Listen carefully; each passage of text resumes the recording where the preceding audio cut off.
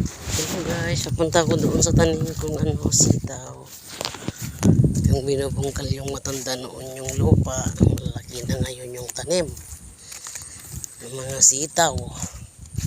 Tumubo na, malalaki na din.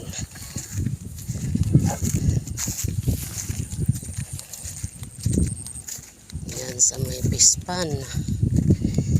Okay guys, ipapakita ko yung 2 linggo na sitaw na hindi ko pa inabunuhan. Dapat may abono na para lumaki.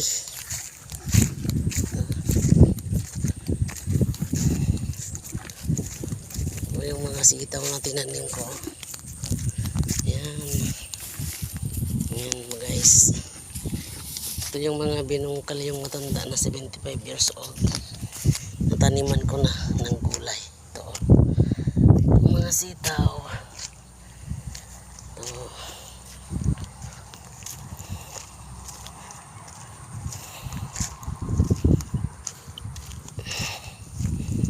Tumutubo na rin yung karis at saka yung okra.